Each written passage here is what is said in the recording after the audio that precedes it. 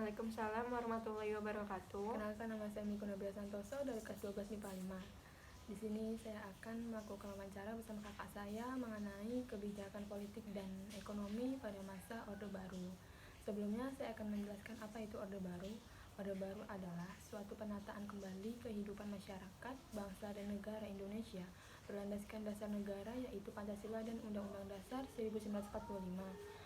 Akhirnya Orde Baru diawali dengan dikeluarkannya Surat Perintah 11 Maret 1966. Orde Baru berlangsung dari tahun 1966 sampai 1998. Bagaimana tanggapan Anda mengenai kebijakan politik dan ekonomi pada masa Orde Baru? Menurut saya, masa Orde Baru yang saya tahu terjadi setelah mundurnya Presiden Soekarno dan digantikan oleh Presiden Soeharto. Sistem pemerintahan yang cukup lama, yakni 32 tahun. Kebijakan ini memiliki pengaruh yang cukup besar terhadap proses perjalanan negara Indonesia, yakni upaya mempercepat pembangunan. Pemerintah mengeluarkan kebijakan politik menjadi dua, yaitu kebijakan politik dalam negeri dan luar negeri. Masing-masing kebijakan tersebut dikeluarkan berdasarkan dengan kebutuhan negara Indonesia yang menguntungkan dan mengedepankan kepentingan rakyat. Sedangkan dari sisi kebijakan ekonomi yang mengharuskan perbaikan ekonomi rakyat di atas segala.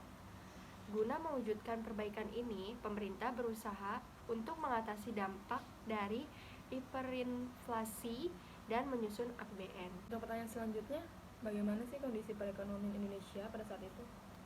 Untuk perekonomian pada masa Orde Baru, ada beberapa kejadian penting, seperti Presiden Soeharto menggantikan Presiden Soekarno pada tahun 1967, dan pada masa itu bisa disebut sebagai pemulihan ekonomi. Untuk pertanyaan ketiga, apa saja sih dampak positif dan negatif dari kebijakan tersebut? Untuk dampak positifnya, pertumbuhan ekonomi yang tinggi karena setiap program pembangunan itu terencana dengan baik. Dan untuk yang lain juga ada penurunan angka kemiskinan dan perbaikan kesejahteraan rakyat, serta angka partisipasi pendidikan dasar yang meningkat. Sedangkan untuk dampak negatifnya, ada pembangunan yang tidak merata dan pemerintah dinilai gagal memberikan nilai berdemokrasi yang baik. Selanjutnya, apa yang paling memberikan dampak positif?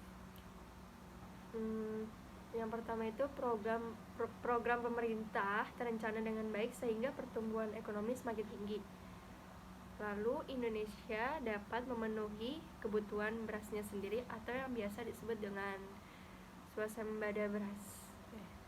Lalu apa saja kejadian yang pernah Anda alami terkait dampak kebijakan tersebut? Dampak positif dari Orde Baru tersebut terpenuhinya kebutuhan beras atau swasembada beras. Dampak dari swasembada beras ini makin sejahteranya para petani di desa, dan hal ini otomatis menurunkan angka kemiskinan.